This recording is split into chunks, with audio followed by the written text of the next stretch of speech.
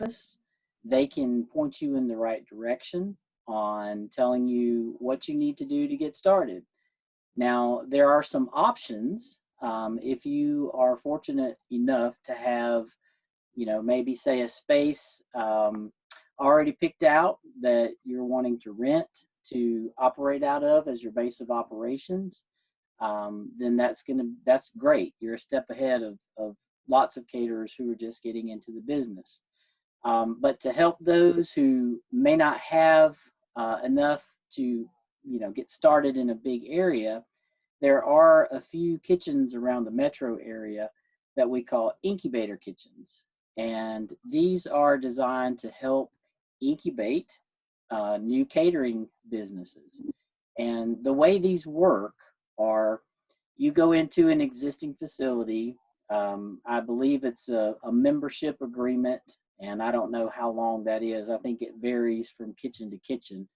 But there's about 4 places that I'm aware of around the metro area that are these incubator kitchens.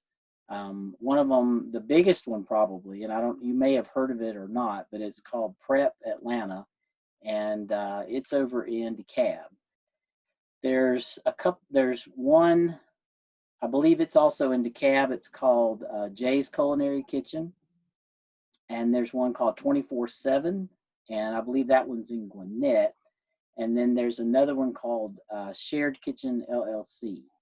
And so those are some places that you may want to check out to see if they have any availability for membership opportunities.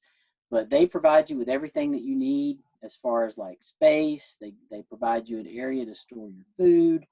I believe Prep actually manages everything regarding ordering. So if you know what you need to order, they'll take care of that, store it in there. You come in, reserve your spot, do your food prep, and then you're off for your event.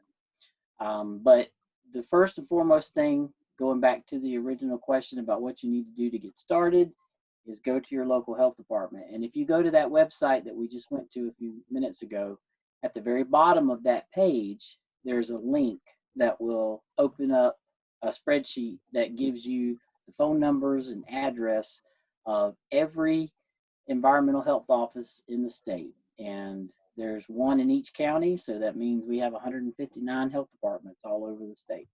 So whichever one you want to have your base of operation in, that's the county that you would need to go to first. All right, that is some very good information. So I have encountered over the years many people who are cooking out of their homes. Their friends love it, and then they start to sell it, right? They go in the kitchen, just make up something. Next thing you know, they are, as far as I know, out of compliance with the Georgia Department of Public Health. But I wanted to just ask this super basic question. Now, we do have, for those of you who are already catering, we do have some seriously more in-depth questions, but we do have some startups on the phone. What is catering? When are you considered a caterer? Okay. Well, I think we could probably kill 2 birds with 1 stone here with this question. The very first question I think we need to answer is, what is considered a food service establishment? And caterers fall underneath that definition of a food service establishment. So, excuse me, I'm going to read to you the definition under Georgia law, what's considered a food service establishment. It is defined as a public or private establishment that prepares and serves meals, lunches, short orders, sandwiches, frozen desserts, or other edible products directly to the consumer, either for carry out or service within the establishment. The term includes restaurants, coffee shops, cafeterias, short order cafes, luncheonettes, taverns, lunchrooms, places which retail sandwiches or salads, soda fountains, food carts, itinerant restaurants, industrial cafeterias, catering establishments, and similar facilities by whatever name called. So a safe bet is, if you are preparing and serving food to someone other than who's in your private household, or for like churches or things like that, which I think that question is coming up, Tandalin, so I'll save that for just a few minutes. But a safe rule of thumb is if you're preparing and serving food for the public, then you're most likely a food service establishment. And again, I would recommend that you check with your local health department just to get verification, so that you don't get caught doing something illegal. So to that question, Hmm. you talked about incubator kitchens. Can I just cook out of my home? Is that fine? Do I need anything special for that? Well, if you are able to get permitted as a caterer, there are some caterers that we have permitted that operate from their property. Now, that doesn't mean your personal kitchen. Typically, whenever you get a food service permit from the health department, you would have to have a totally separate area that's completely separated from any living areas that you have in your kitchen, or I'm sorry, in your home. So a personal or private kitchen would not qualify under a food service permit from the health department. Now, there are some cases when you can get licensed to work out of your home, but we'll cover that momentarily when we talk about different types of licenses. Okay. Does So that help answer your question? and it's these are the total questions that I've been asking that some of the attendees and other people have asked me. So just to clarify, you're saying that I would need a separate space in my home that the health department has permitted me to cook out of. Is that right? Correct. Yes. And I can give you a couple of examples. Okay. Um, I know of a couple of caterers that have built or converted some storage sheds on their property into kitchens that they use for, you know, preparing items for catered events. There's also been cases of people converting their garage into a kitchen. So as long as it's not a main living area or sleeping area, then and it can be completely kept separate from any part of your home, where when the health department comes in to do the inspection, we don't have to walk through anybody's home to get into that area. Then depending on other requirements, now sometimes zoning may come into effect. There may be local ordinances that would prohibit home businesses such as that. But from the standpoint of the health department, provided you could meet all the other local ordinances and it's a separate area, then there are cases when you can have a catering kitchen at your property or on your property. So thank you so much. On to the next question that has come in. And here we go. I'm going to try to ask this. What kind of permitting do I need, right? Is it different for me if I'm in my home, if I'm in a building, or even if I'm a restaurateur? And the reason for asking for restaurant owners is I've also had clients, and because they're already operating the restaurant, they start. Now it's very easy. I'm a caterer. Right. So let's start off with the basic type of permitting needed, and we could break it down into just starting, or if you're a restaurant. Okay. Well, we could cover if you're an existing restaurant and you would like to start catering. If you weren't initially permitted as part of your regular food service permit to do catering, there's nothing that would say, you can't begin catering. What I would recommend to you, if you're considering going that route, or if you've been asked to cater events, then I would check with the local health department. What they'll do is come in to evaluate. Do you have the space that you need? Are you changing any, or are you adding any menu items that are not on your regular menu that you want to offer as part of your catering service? Do you have the means to transport the food to the event sites, and cambros or ways to keep the food hot or cold while it's in transport to the event? So they'll go through your establishment, and they'll go through what you want to do as far as if you want to change your business plan or menu, or add So that catering. brings me to another question, because restaurateurs often change their menus frequently. I mean, it's Right. part of. So it matters what they're catering, is what you're saying to the health department? Correct. Yeah. So, for example, the reason, and depending on if it's a regular restaurant that's not catering, if they change their menu to add, things that are going to require additional equipment, or if they're going to start serving raw foods, or they're going to have to start, or if they're serving foods that are going to have to be cooked, but they weren't permitted originally to do that, then you would need to check with the health department anyway, because the health department is going to come in to make sure, you have enough space to do the items that you're introducing to your menu. So they'll just go through everything to make sure you can do it safely. Because what we don't want is somebody that was permitted as, say, a deli, with all ready to eat foods, is now going to start serving hamburgers, and they're going to be making the hamburger patties there, but they may not have enough table space to do that in sandwiches. Now you've got raw and ready to eat right there together. So it's more of a way as a safeguard to protect you, to make sure you have the space you need.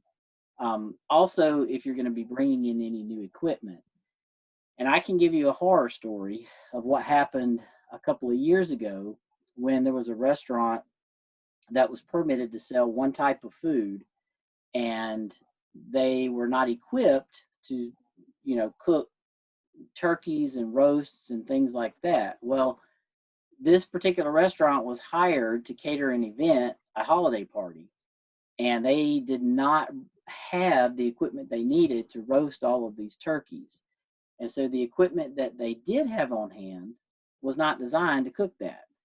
But they tried it anyway and ended up making thousands of people sick at this giant, it was a big manufacturing plant that was holding a holiday party. So you have to be very careful if you want to change what you're doing. But going back to your other question, when you were talking about catering out of your home or the different licenses, are you talking about the cottage food? Is that what you're? Exactly. So what type of licensing is needed? And it's not just for, so we've got so many different ways to cater, right? We can cater out of our home, we can be a personal chef, we can cater for a restaurant, which I think we just got into a little bit. But what do I need, and is there a cost associated with that? Okay. Well, let's quickly talk about cottage food licenses. So the Department of Agriculture does have oversight over the cottage food license industry, or the cottage food industry.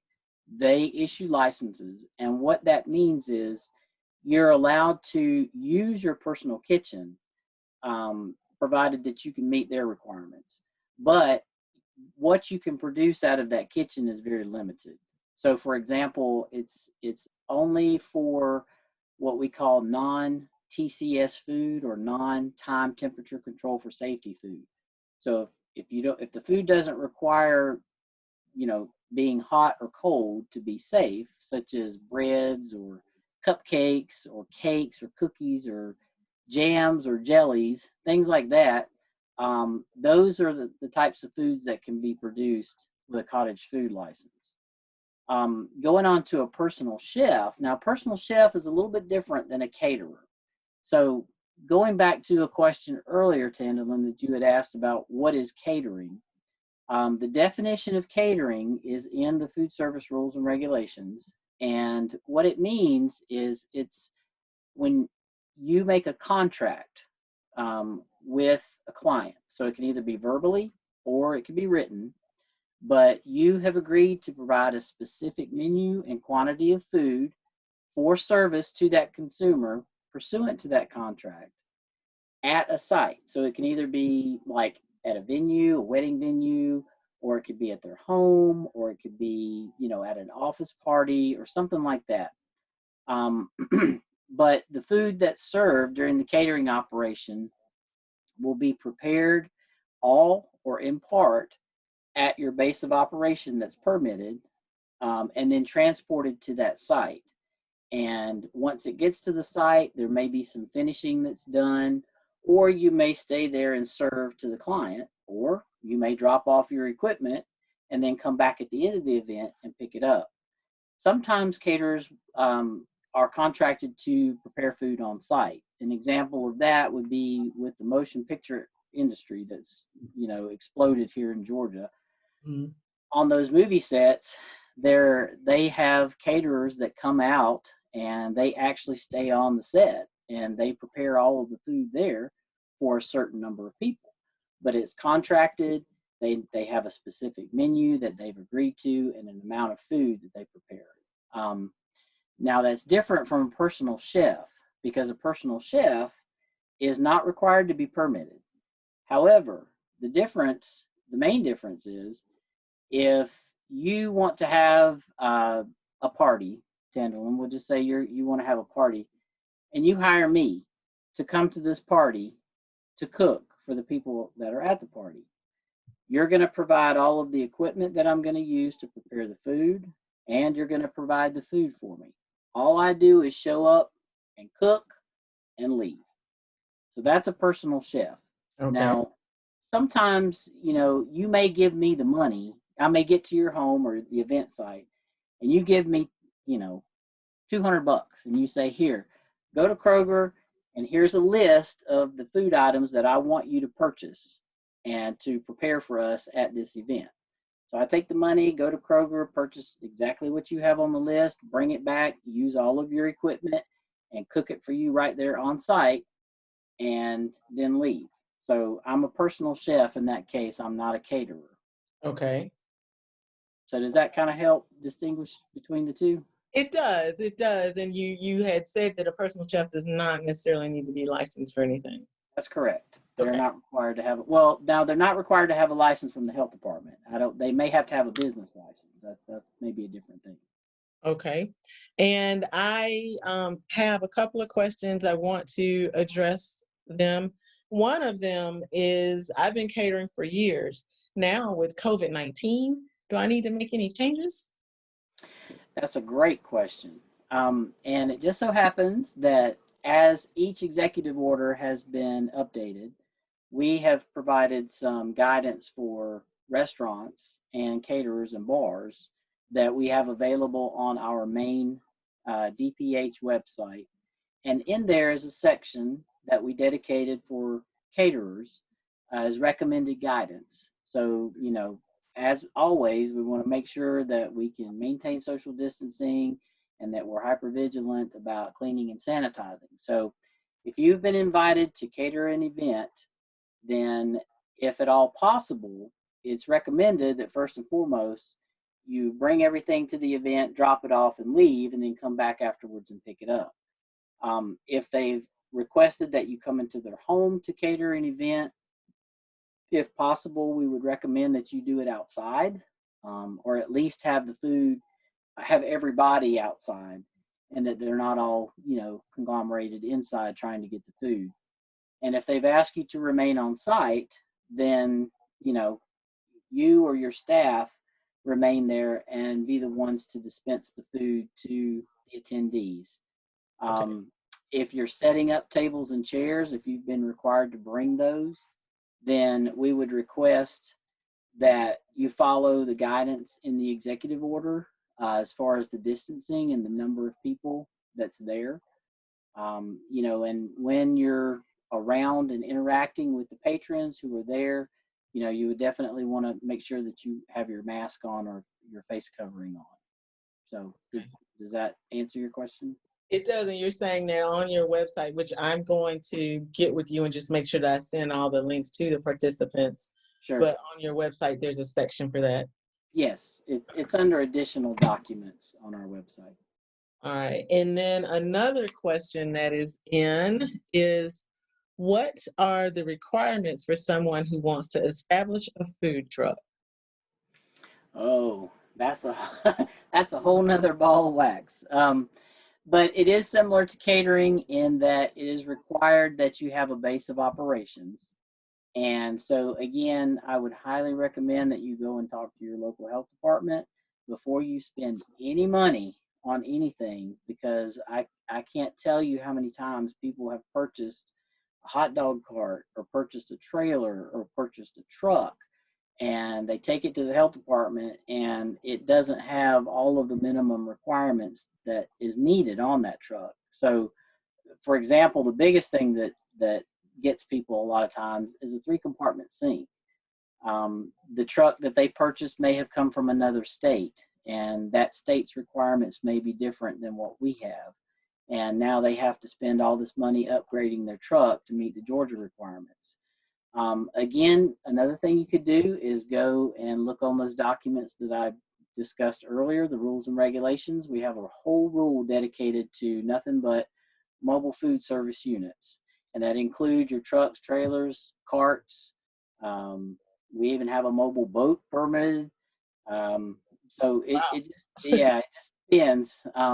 But the basics of it, we on our website also we have a frequently asked questions about mobile units. I would recommend that you go and check that out first, because it answers some of the basic questions that we get. But at the end of the day, just keep in mind that you have to have a base of operations. Um, Can the and truck is the truck the base of operations? The truck. No, you have the truck. If you can do everything on the truck, if your truck is big enough. Now, I've seen some of these mobile units that are huge, and they have plenty of room in there to do everything they need to store their food, all of that, prepare it, everything. But at the end of the day, you've got to have a place that you can go to fill up your freshwater tank and to empty your waste tank. And that has to be at your base of operation. So minimum, the absolute minimum that would be required at a base is a dump station, a fill station, and a hand washing sink. If you can do everything else on the truck, then that's just less that you have to spend on that base. But a lot of people get deterred because they hear base of operation or commissary, and they immediately think, oh my gosh, this huge commercial kitchen. And that's not the case. I mean, people have been creative and have rented out abandoned, gas stations, to serve as a place where they've got their refrigerators, they've got a 3-compartment sink in there if they need it. They've got a dump station there and a hand wash sink, so between the truck and the base, that's what gets evaluated when you go to the health department for your initial plan review. Here's another question. I am an established caterer, and because of COVID, I'm doing more delivery and more orders for assisted living communities. Is there anything that I need to know? Yes, there is actually. So in our rules and regulations, there is a section that covers additional requirements for what we call highly susceptible populations. And those would be your nursing homes, your hospitals, your assisted living, long-term care facilities. All of those, there are some additional requirements because they are a highly susceptible population. They have a lower immune, they're immunocompromised. So there's some additional precautions that have to take place. If you are being requested to, cater at one of these establishments, again, I would highly recommend that you go to the health department and just say, hey, I've been asked to cater at XYZ nursing home.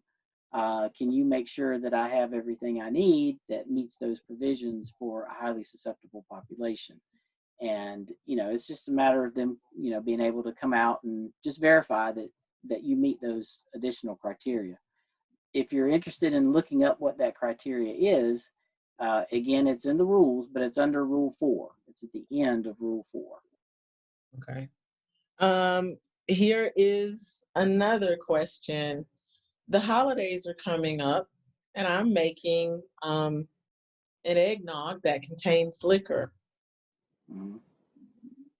I'm brewing the batches from my home, selling a lot of them. Do I need to, first of all, do I need to be permitted? Second of all, is that a food? Because it's an eggnog. Okay, so to address the second question first, is it a food? Yes, beverages are considered food under the food service rules and regulations. And if you are wanting to package that and sell it, then yeah, there are a couple of other agencies that are going to be involved there. Primarily Georgia Department of Agriculture for the manufacturing portion. Anything that's prepared and packaged for sale will fall under Department of Agriculture. And then if there's liquor added, now we've got the Department of Revenue involved for the alcohol part.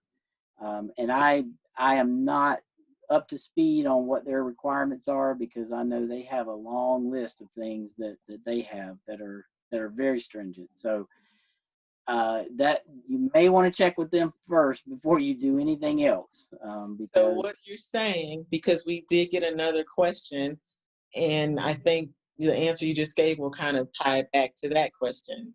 Because the question that just came in is, are caterers and food truck businesses allowed to serve liquor? However, the Department of Revenue regulates liquor. And correct. you're saying that if a caterer or a food truck would like to do that, they do need to reach out to that regulating body. Yes, that is correct. Yes. Okay. Okay. So, what if I don't bother to do any of this? I don't bother to get a permit. I don't, and then we'll go back to the other questions because we've got so many. If I don't bother to do this, what's the big deal? What's the fine? Who cares? Well, I think it depends first and foremost. How are you looking at this? So, are you looking at it as oh, how much do I have to pay? Or am I looking at it from the standpoint of, oh my gosh, I could kill somebody? Oh, So, to me, my concern is, oh my gosh, I'm going to kill somebody, because food safety is very, very, very important, and it doesn't take much to kill people. So that should be in the back of your mind first and foremost. Now, regarding what would happen to you if you get caught, if that's what you're asking, if you're serving if I food. don't do this, so I don't go through the proper stuff. Um, what happens? I've been cooking for years. What happens to me? Well, you can get fined, that's for sure, because if you remember way back at the beginning when we first started, a food service establishment is defined under Georgia law. So you are essentially breaking a Georgia law if you are serving food without a permit from the health department. And then I don't even know where to begin if you kill somebody from from serving food that's not from a permitted establishment. I understand. Well, thank you so much for that, because that's such a big deal, because so many people are cooking great food, their friends like it, and Right, it's a right. question that's come up again and again and again, and they need to be licensed. Um, if I'm catering for a nonprofit event, do I need to do anything special in terms of licensing? Oh, nonprofit events. Okay. So the best way to answer that, a new law, well, I should say the old law was revised just this past year and went into effect in August of this year.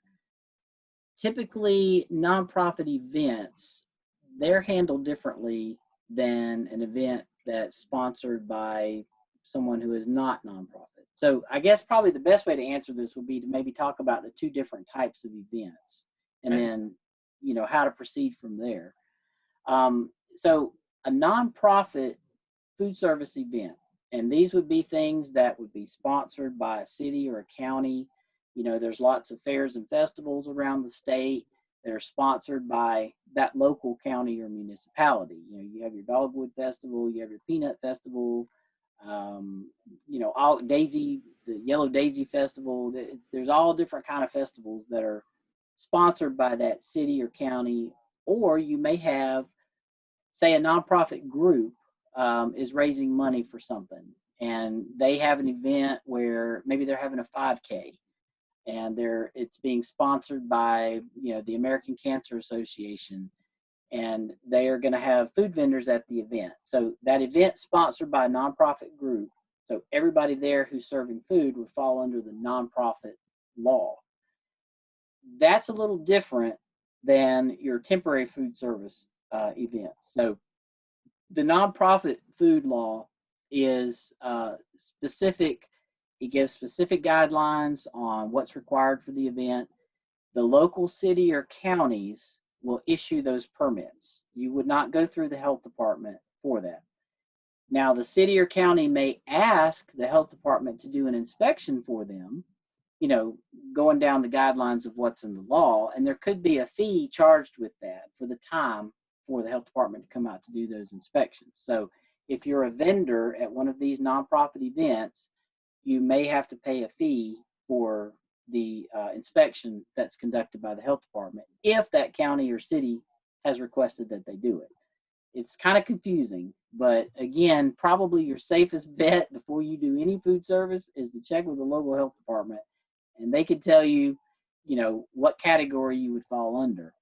An example of a temporary food service event would be anything from, say, somebody's having a car show, or, you know, some kind of event where they're going to have multiple vendors that are there at the fair or festival, but it's not sponsored by a nonprofit agency. It's sponsored by a for-profit agency, and they're going to have food vendors there.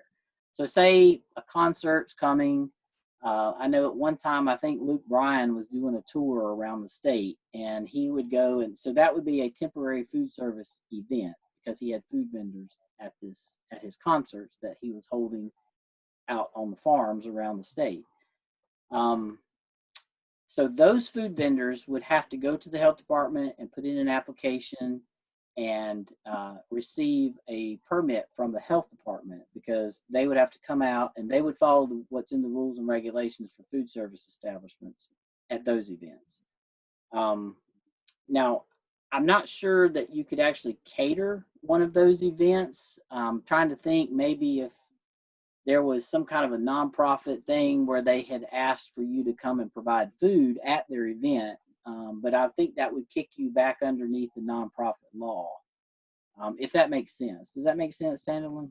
Well, I have to tell you, and like I said, even though I'm asking the questions, you know, I've been the hospitality coordinator or whatever for the Taste of Atlanta.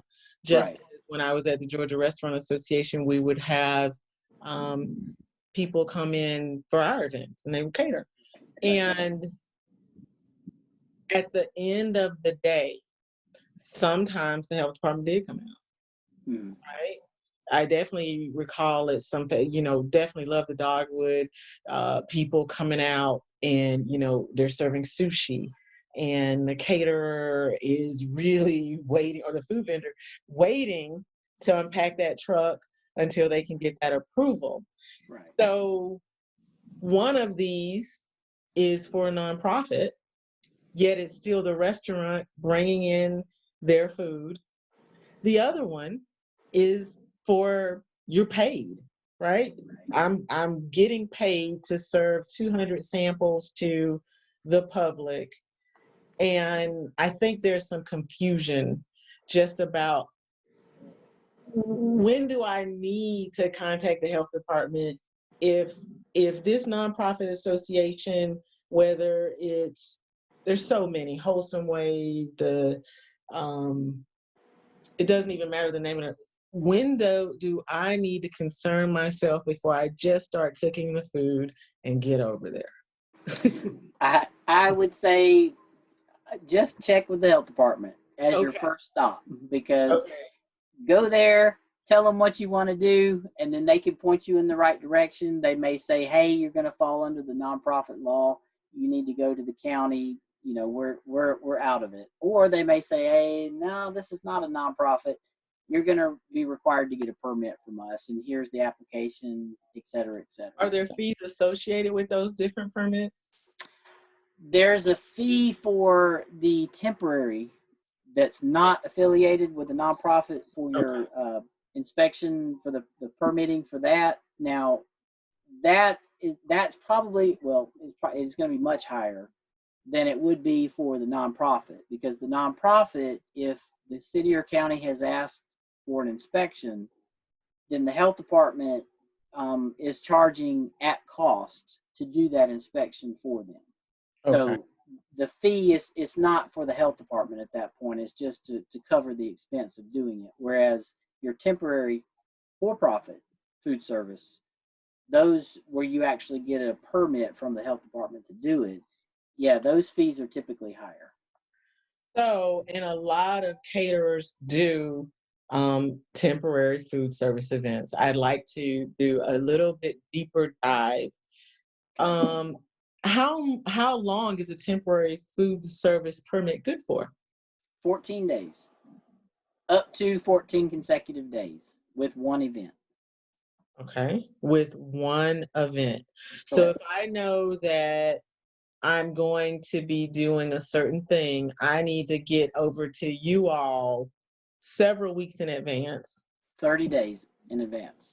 Okay, thank you, Caitlin, because Mhm. that's exactly what I would need to know if I was catering that event. Yes. And once, And is let it me add only real for that quick, event?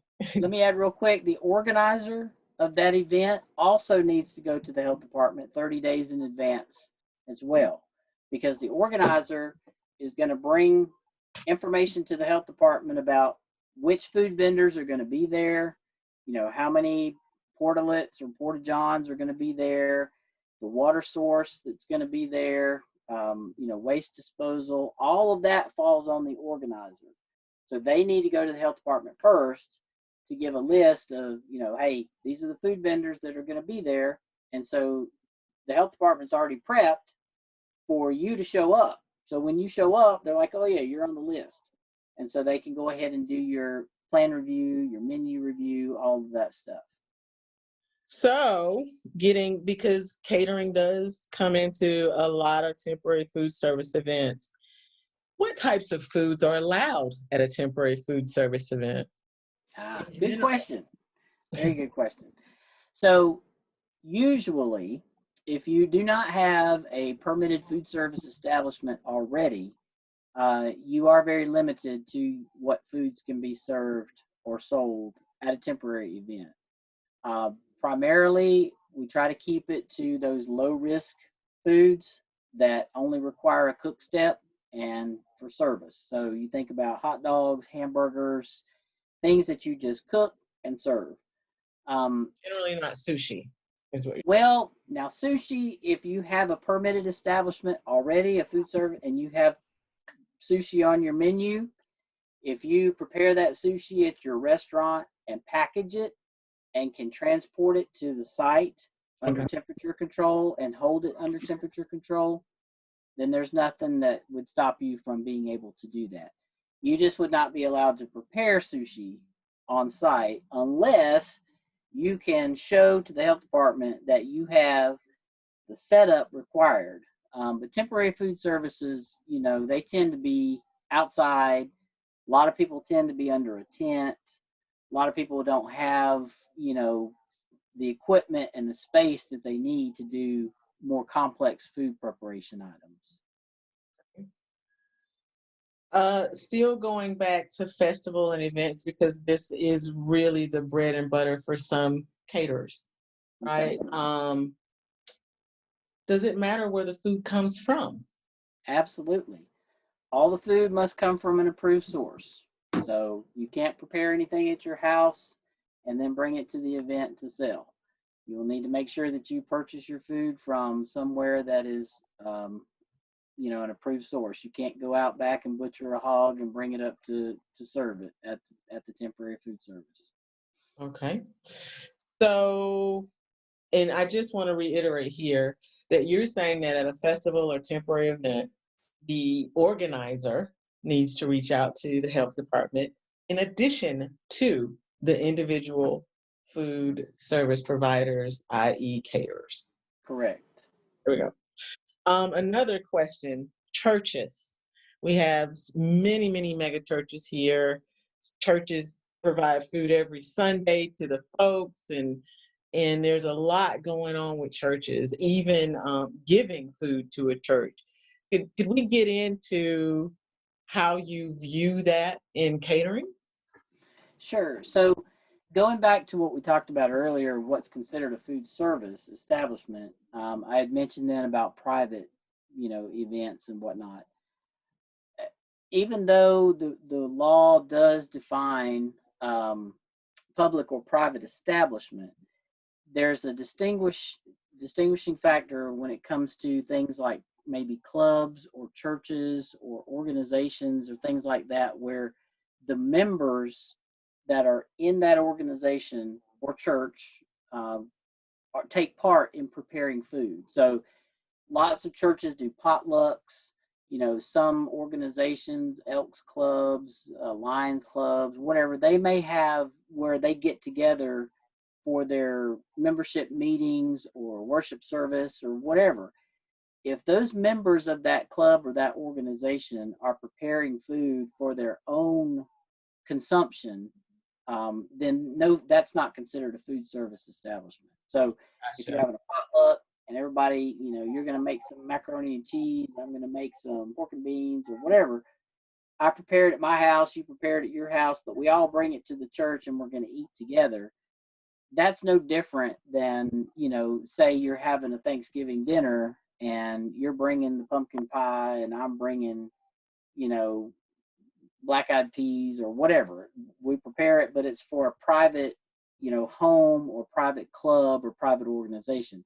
Now, Gotcha. if that church decides to open its doors and tell everybody, hey, on Wednesday nights, we're having, I don't know, peach cobbler and coffee, and everybody from the street is welcome to come in and partake.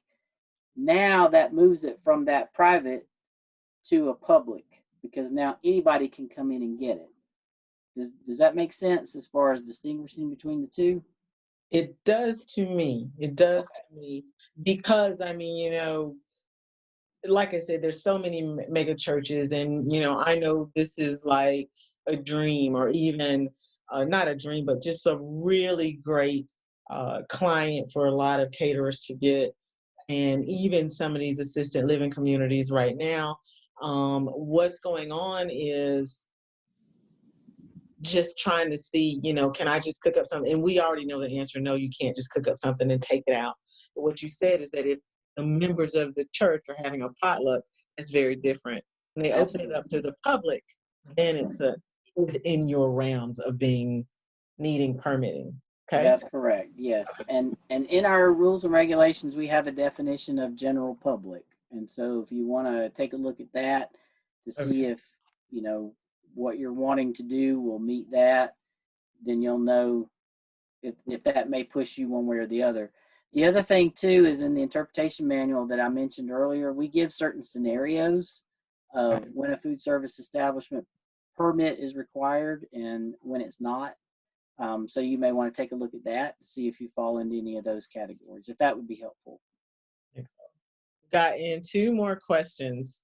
What if you're just starting out and just wanting to do a menu and sell dinners, or set up somewhere and sell food? What kind of licenses would you need, and how do I go about getting permit to set up some to sell? I hope I didn't Okay. butcher that question because it's anonymous. Oh, okay, that's fine. I think I get the gist of what's being asked. So if you're wanting to start essentially a food service to become a food service provider where you're preparing food and selling it, then we go back to that definition of food service establishment. It's that preparation and service for food to the public. Um, then you're going to need a food service permit. Now, again, first steps, I would recommend going to the health department, see what you need to do. If you have a place already that you can go to do that, whether it be an incubator kitchen or if you have room at your house on your property that's not in your home, but that's separate. If you remember, we talked about that. That may be an option for you, but again, remember, trying to work out of your home or on your property, it's not just the health department that's involved. It's zoning, fire, and then if you're on a septic system, the health department would have to look at that. If you're on a well, that water has to be tested to make sure it meets drinking water standards. So there's a myriad of things that go into trying to get your home-based business going. But at the end of the day, just remember, cooking food out of your private kitchen to sell to the public is not allowed. under Georgia law. So I would always recommend just go and talk to the health department about that. Now, if you are wanting to get out and sell food outside of your home, then that takes us back to those temporary events. You may want to check with some local areas, cities, counties for the nonprofit stuff. If you want to get in as a nonprofit vendor, or if there's somebody that's having an event, if you have friends or family that are business owners, a lot of times, you see these car dealerships, they may want to have a customer appreciation day, and they may want to have somebody out there cooking hot dogs to get people in off the street. That might be an event that you could coordinate with a business owner somewhere, as a customer appreciation day or something like that. But again, it would require going to the health department to get that temporary permit, to get set up to do that. So there's options, and ways that you can do it, but I would always recommend check with your health department just to make sure that you're on the right track. Because the worst thing in the world would be, first of all, you're selling food from an unpermitted establishment and you get somebody sick and they die.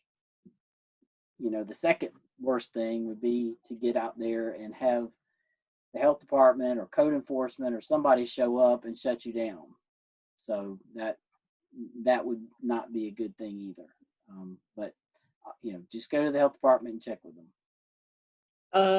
I think we have time for maybe just one more question here. It's about 3:22, but here we go. We've got what about renting a church kitchen to prepare food to sell out of a trailer? Okay. That question has come up numerous times. It's not a no answer, but it's not a straight yes answer either. So let me explain. There are some churches that may have kitchens available for use. However, if you go in and rent that church kitchen, that means you have to be the only person that can go into that church kitchen. So if the members of the church have a kitchen that they don't use at all, and you find that, then you could go in there and rent it, but you have to have the key. You have to be the only one that has access there. Members of the church cannot come in and meander through that kitchen and use it occasionally for this, that, or the other. It would be like a regular business that you are renting that room, and it becomes your space, and you have total control over that space. Has that been done? Yes. There are a few places that I'm aware of where churches have rented out kitchens to people who either have a mobile unit or for the summer feeding program that comes up, or for some caterers. So it can happen, but there are a few hoops that you have to jump through. And the primary thing is to make sure that you have a contract where you have complete and total access and control to that kitchen, and the church understands that they lose it for the amount of time that you have it. So, if you know that you're going to be busy during, I don't know, the summertime, and you're going to do a lot of weddings or whatever, and you're aware of a church that has a kitchen, you may be able to rent that kitchen out, for 6 months, 8 months, whatever. But understand, a lot of those kitchens have residential equipment that may not be okay for what you're wanting to do. So there could be costs to upgrade some of that. A lot of those kitchens don't have 3-compartment sinks in them. You might be required to put that in. There may not be a hand sink in there. You may be required to put a hand sink. So just kind of keep that in the back of your mind as you're, exploring different options of places to go for renting out to do catering and things like that. And we have another question. If I'm serving a plated meal in a private home, can I preset items on the table during COVID?